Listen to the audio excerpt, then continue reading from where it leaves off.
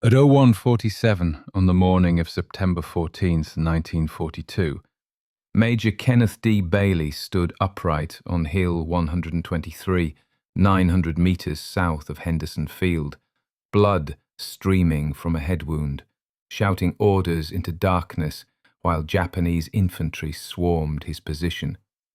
27 years old, University of Illinois graduate, Pershing rifles, a man who had learned war from manuals and parade grounds, now using his own body as bait.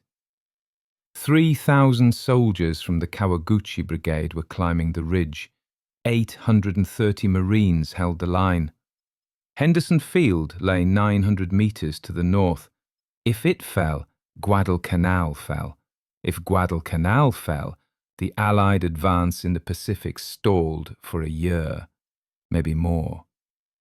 10 hours until dawn. Bailey had been taught textbook tactics at Quantico, formal doctrine at Staff College.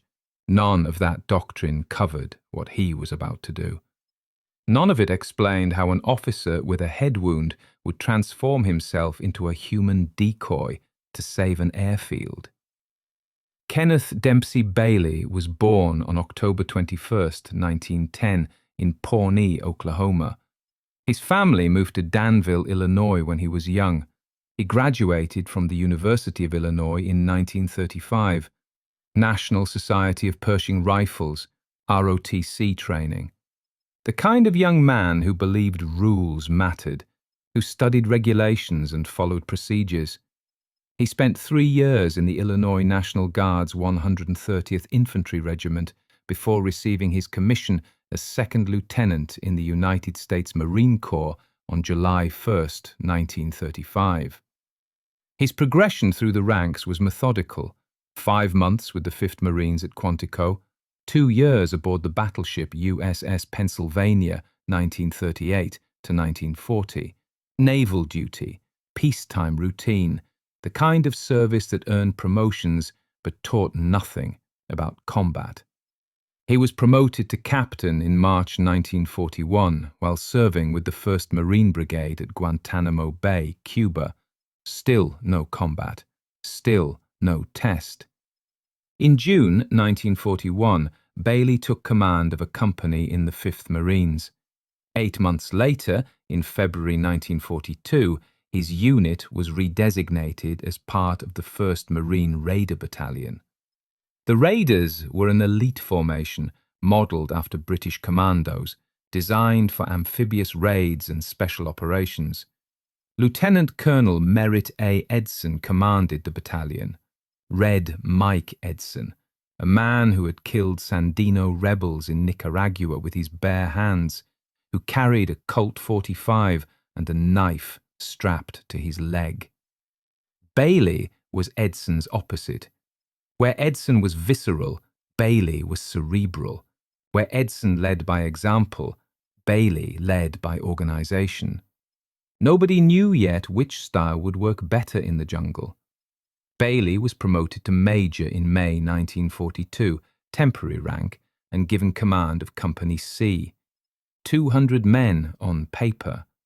In reality, after malaria and dysentery and casualties from previous actions, maybe 90 effective combat troops. The 1st Marine Division landed on Guadalcanal on August 7, 1942. The objective was Henderson Field, a partially constructed Japanese airstrip on the north side of the island. The Marines took the airfield on the first day. Holding it proved harder. The Japanese understood the strategic value of Henderson Field. Control of that airfield meant control of the southern Solomon Islands, control of the supply routes to Australia, control of the entire South Pacific theatre.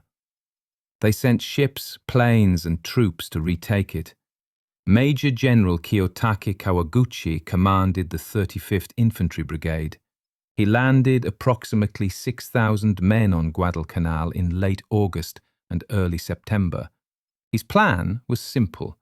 Approach Henderson Field from the south through the jungle, bypass American strongpoints, and assault the airfield from the landward side. Intelligence told him the Americans expected attacks from the coast. Intelligence told him the southern approach was too difficult for a major offensive. Kawaguchi disagreed. He would march through terrain the Americans considered impassable and strike where they were weakest. The approach to Henderson Field from the south ran across a low coral ridge covered in kunai grass. The Marines called it Lunga Ridge. After the battle, they would call it Edson's Ridge. The ridge was a natural defensive position, high ground with clear fields of fire, but it was also dangerously exposed. No trees for cover, just grass and coral outcroppings. The Marines dug shallow foxholes and waited.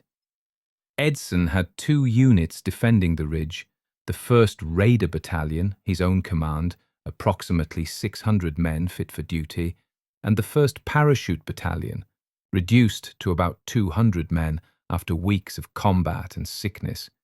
Total defensive force, 830 Marines. Against them, Kawaguchi would commit between 2,500 and 3,000 combat troops in the main assault, with thousands more in reserve. The raiders and parachutists were elite formations, but their equipment was standard, or worse. The M50 Rising submachine gun, issued to the raiders as their signature weapon, jammed constantly in the mud and humidity. Many Marines had already discarded them in favor of M1903 Springfield bolt-action rifles or captured Japanese Arisakas. M1 Garans were scarce in the 1st Raider Battalion. The only real advantage the Americans had was firepower. Browning M1919A4 machine guns, 30 caliber, air-cooled, belt-fed, 6 guns per company. Those machine guns would have to do the work of 60 riflemen. Ammunition was limited. Each Marine carried 5 magazines for his rifle, maybe 80 rounds total. The machine gunners had 3 boxes per gun, 750 rounds. A firefight lasting more than 30 minutes would exhaust basic loads. Resupply would have to come from Henderson Field, 900 meters away, carried by hand through darkness under fire.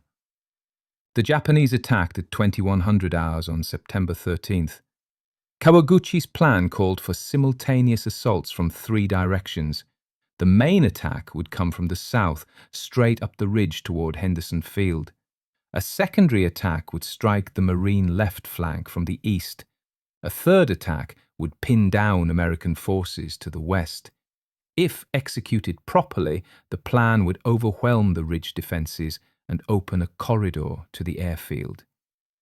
The 1st Japanese infantry emerged from the tree line at the southern end of the ridge at 2108. Marines on the forward slope opened fire at 200 meters. The Japanese kept coming. They advanced in waves, 50 men at a time, using the kunai grass for concealment, firing rifles and light machine guns from the hip. Flares burst overhead. Japanese signal rockets, green and white, illuminating the ridge in stuttering light. Bailey's Company C was positioned in reserve 300 meters behind the forward line. He could hear the firing, could see the flares, but had no orders to move. Company A held the center of the ridge. Company B held the right flank. The parachutists held the left. Bailey's job was to wait, to plug any breach in the line, to be ready when the situation deteriorated. At midnight, the situation deteriorated. Company B on the right flank began taking casualties faster than they could replace men in the line.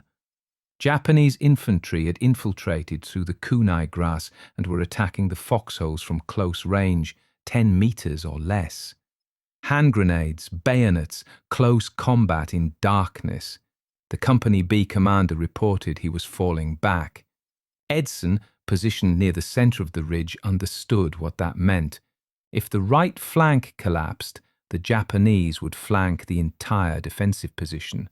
They would roll up the line from right to left and take the ridge in 20 minutes. Edson got on the radio at 0030. "Bailey, close that hole." Bailey moved Company C forward. 90 men, not the 130 on the roster, but 90 men who could still walk and shoot. They advanced through the kunai grass under sporadic machine gun fire, moving toward the sound of grenades and shouting. At 0047, they reached the position where Company B had been dug in. The foxholes were empty. Some had bodies in them, Japanese and American. Bailey could see movement to his front, maybe 50 meters away, shapes moving through the grass. He deployed his company on line, 15 meters between each Marine, and ordered them to dig in. Entrenching tools, shallow scrapes in the coral, just enough to get below the grass line. The Japanese attacked at 0115. They came in a rush, screaming, firing from the hip. Bailey estimated 70 or 80 men in the first wave. His Marines opened fire at 30 meters. The Browning machine guns cut down the first rank. The second rank kept coming. At 20 meters, the Marines fixed bayonets. At 10 meters, hand to hand. Bailey moved up and down the lines, shouting, directing fire, pulling men back into position when they started to break. A grenade exploded 5 meters to his left. Shrapnel or rock fragments struck him in the head, just above the left ear. He felt the impact, felt blood running down the side of his face, but remained standing. A corpsman ran over. Bailey waved him off. "I'm fine, get the others." The Japanese attack broke at 0132. They pulled back into the darkness, leaving bodies in the grass. Bailey's company had held, but barely. 3 Marines dead, 9 wounded. Ammunition was running low. The machine gunners were down to their last belt. Bailey sent a runner back to request resupply. At 0145, the Japanese attacked again, larger force this time, maybe 200 men. They hit Bailey's position and the remnants of Company B simultaneously, trying to overwhelm the line through sheer numbers. The Marines held for 3 minutes. Then the right edge of Bailey's line started to waver. Young Marines, exhausted, out of ammunition, seeing Japanese infantry closing to bayonet range in the darkness. One man stood up to run, then another. Bailey saw the panic spreading. He understood what would happen next. 1 man running would become 5, then 10, then the entire line collapsing in rout. He made his decision. He stepped out of his foxhole and walked forward toward the Japanese line, shouting at his Marines to hold position. He stood upright in the open, silhouetted against the flare light, blood covering the left side of his face. Japanese rifle fire converged on him. Bullets snapped past, struck the ground around his feet. The muzzle flashes from the Japanese line revealed their positions. Bailey pointed. "There! Machine gun! Left sector! 40 meters!" The Browning gunner traversed and fired. Tracers walked across the Japanese position. The firing from that sector stopped. Bailey walked 10 meters to his right, still standing, still exposed. "There! Rifleman! Center! 35 meters!" Marines fired where he pointed. The technique was primitive, almost suicidal, but it worked. By exposing himself, Bailey drew fire. The Japanese soldiers shot at the most visible target. Their muzzle flashes gave away their positions. His Marines could then return accurate fire on identified targets instead of shooting blindly into darkness. Bailey walked the line for 7 minutes. Japanese bullets passed close enough that he could hear the supersonic crack, the sound a rifle bullet makes as it splits the air. None hit him. Perhaps luck. Perhaps the Japanese were poor marksmen in darkness. Perhaps they were as exhausted as the Marines. It didn't matter. His presence stabilized the line. Marines who had been about to run stayed in their foxholes. The Japanese attack stalled, then broke. At 0200, Bailey returned to his foxhole.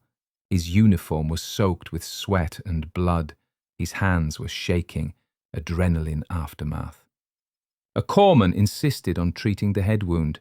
Bailey let him clean it and wrap a bandage, then sent him away. The ammunition resupply arrived at 02:17. 2 Marines carrying wooden crates of 30 caliber belts and 30-06 stripper clips, not enough for a sustained firefight, but enough to reload the machine guns and give each rifleman another 40 rounds. The Japanese attacked again at 0300. This time they changed tactics. Instead of a frontal assault, they infiltrated in small groups, 3 or 4 men at a time, crawling through the kunai grass, trying to close the distance before the Marines could see them. It was slower, quieter, and more effective. The first indication Bailey had that Japanese soldiers were inside his perimeter was a grenade exploding in a foxhole 15 meters to his left. He moved toward the explosion and found 3 Japanese soldiers inside the Marine line, fighting hand-to-hand with 2 Marines. Bailey shot one with his M1911 pistol at 5 meters, shot another at 3 meters. The third turned and ran. Bailey fired twice more, missed both times in the darkness. Over the next hour, this pattern repeated across the position. Japanese soldiers infiltrating through gaps in the line, sudden close combat, Marines fighting with rifles, bayonets, knives, entrenching tools, anything available. Command and control broke down. It became a fight of individuals and small groups, disconnected firefights in darkness. Bailey moved through the position, gathering isolated Marines, directing them back into line, organizing fields of fire. Twice more he stood up in the open to draw Japanese fire and reveal their positions. Each time his Marines protested. Each time he ignored them. At 04:30 the fighting began to slacken, not because the Japanese stopped attacking, but because both sides were running out of men and ammunition. The machine guns were silent, barrels too hot to touch, ammunition exhausted. Marines were down to their last magazines. Some had fixed bayonets and were waiting for the Japanese to close within arm's reach. Bailey walked the line again, counting heads, assessing capability. Of the 90 men he had brought forward, 43 were still able to fight. The others were dead, wounded, or missing. The position was holding, but barely. If the Japanese launched one more coordinated attack, the line would break. The Japanese did not launch another attack.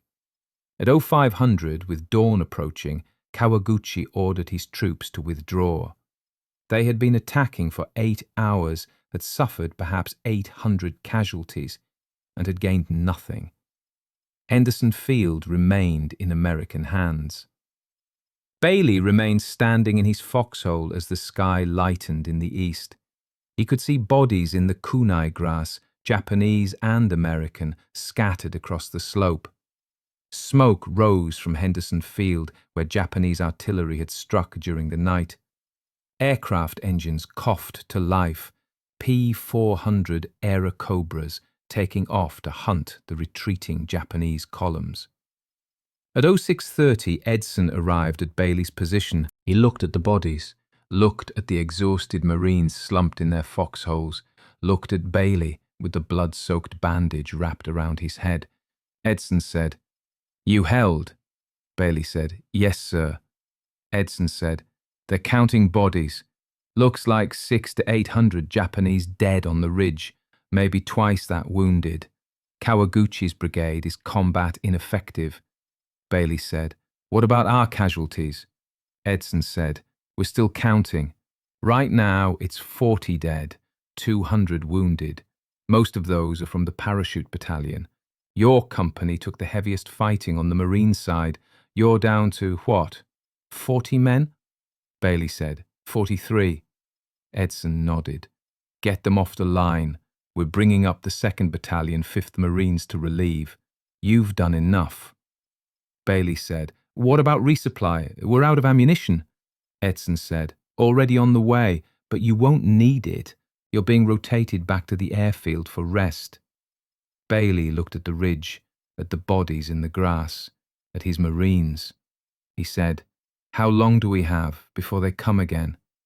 Edson said, "Intelligence thinks Kawaguchi is finished, but there are other Japanese units on the island. We'll see." Bailey's company was pulled off the line at 0800 on September 14th. They marched back to a bivouac area near Henderson Field and slept for 16 hours straight. When Bailey woke, his head wound had swollen and was infected. The corpsman wanted to evacuate him to a hospital ship offshore. Bailey refused. He stayed with his company. The Medal of Honor citation would later read, "For extraordinary courage and heroic conduct above and beyond the call of duty as commanding officer of Company C, 1st Marine Raider Battalion. Major Bailey, despite a severe head wound, repeatedly led his troops in fierce hand-to-hand combat for a period of 10 hours. His great personal valor while exposed to constant and merciless enemy fire and his indomitable fighting spirit inspired his troops to heights of heroic endeavor which enabled them to repulse the enemy and hold Henderson Field." The citation did not mention the walking. It did not describe how Bailey had stood upright in the open, drawing fire to reveal enemy positions. It used the phrase personal valor, but did not explain that Bailey had transformed his own body into a targeting device, a human decoy that saved his company from collapse. Military historians would later study the defense of Edson's Ridge and identify several factors that contributed to the American victory: superior firepower from the Browning machine guns, better defensive positions on high ground, Japanese coordination failures, all true. But the Marines who survived the battle knew a different truth. They knew that when the line was breaking, when panic was spreading, when ammunition was running out and the Japanese were closing in, Major Bailey had stepped into the open and drawn fire away from his men. That act, repeated multiple times over 10 hours, was the difference between holding and breaking. 12 days later, on September 26, 1942, Bailey led Company C in an offensive operation along the Matanikau River. The mission was to clear Japanese positions west of the marine perimeter. Bailey was leading from the front, as always, when Japanese machine gun fire struck him. He was killed instantly. Edson, now commanding the 5th Marines, received the news at his command post. He said, "I just lost my right arm." Bailey was 31 years old. He had survived 10 hours of combat on Edson's Ridge, only to die less than 2 weeks later in a routine operation. His widow, Elizabeth Spear Bailey, received the Medal of Honor on his behalf in a ceremony at Marine Corps headquarters. The Navy commissioned a destroyer in his honor, USS Kenneth D. Bailey, DD-713, a Gearing-class destroyer, in 1945. Bailey was buried in Spring Hill Cemetery in Danville, Illinois. The tactical innovation Bailey had developed on Edson's Ridge, using exposed movement to draw fire and reveal enemy positions, was not adopted as formal doctrine. It was too dangerous, too dependent on individual courage, too difficult to replicate. But Marine Corps instructors at Quantico taught it informally in the context of small unit leadership as an example of what an officer might do when faced with impossible circumstances. The lesson was not about tactics. The lesson was about presence. Bailey had understood in the moment of crisis that his Marines were more afraid of failing him than they were of dying. By exposing himself to fire, he had given them a reason to stay in position. By remaining visible, he had made running impossible.